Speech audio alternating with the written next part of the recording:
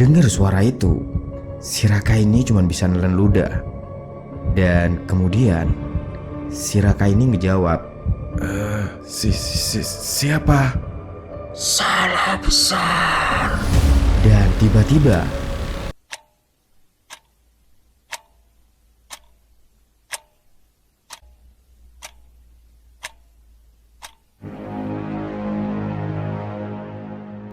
si Raka langsung berhenti, diam, tahan nafas, dan mesin itu hidup, nyala secara perlahan, seperti kayak yang dipaksa buat nyala.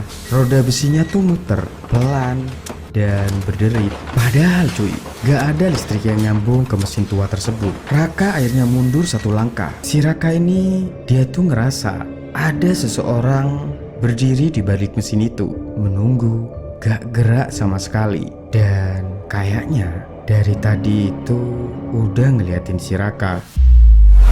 Cuy, coba deh lu bayangin, kalau kita lagi nongkrong kayak gini, terus ada yang manggil nama lu dari belakang. Refleks lu pasti bakalan nengok kan?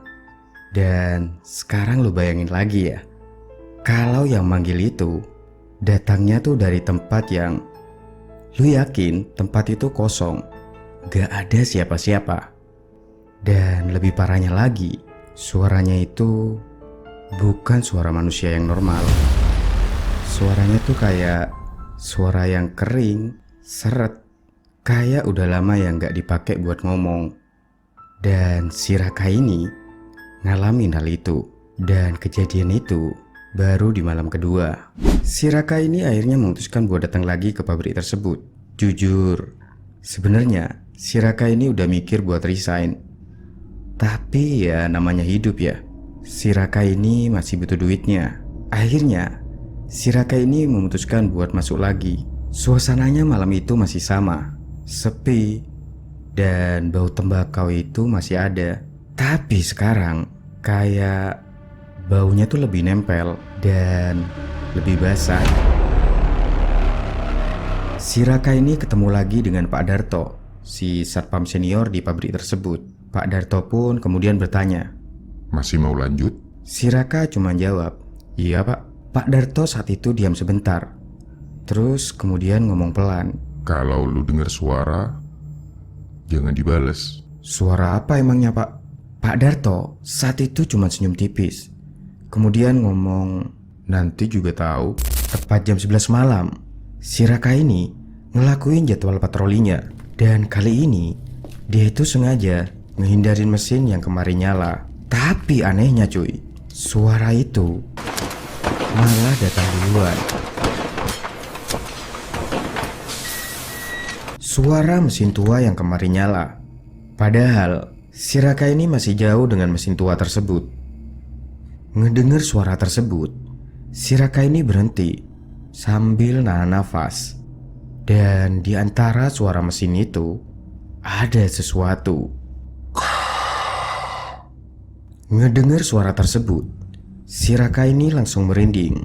Dia pun cuma bisa diam dan ngedengar suara itu lagi.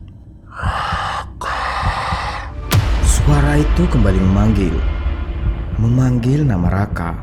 Pelan, seret, kayak lidahnya tuh berat. Ngedengar suara tersebut, Raka ini langsung berjalan mundur. Dan si Raka ini cuma bisa ngomong, halusinasi nih. Tapi suara itu terdengar semakin dekat. Raka, sini. Gak tahu apa yang terjadi, si Raka ini cuy malah jalan mendekat ke mesin tua tersebut. Berjalan pelan, kayak si Raka ini ada yang narik. Dan langkahnya si Raka ini cuy kayak yang berat. Dan semakin Raka ini dekat dengan mesin tersebut cuy, bau tembakau itu berubah jadi bau gosong, kayak bau gosong daging terbakar. Dan begitu si Raka ini sampai di depan mesin tua tersebut, keadaan di sekitar mesin itu gelap. Tapi suara itu masih ada. Raka, sini.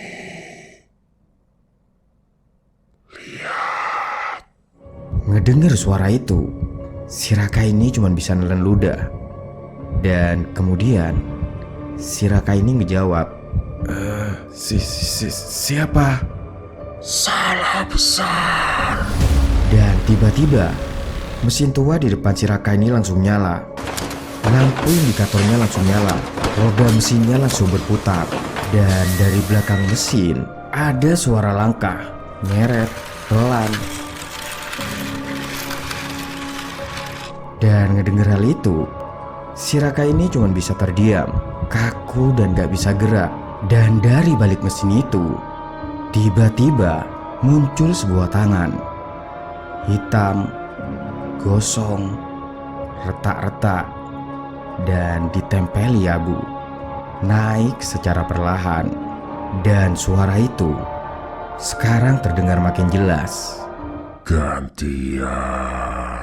Ngedengar dan lihat hal tersebut, si Raka ini mundur dan akhirnya jatuh.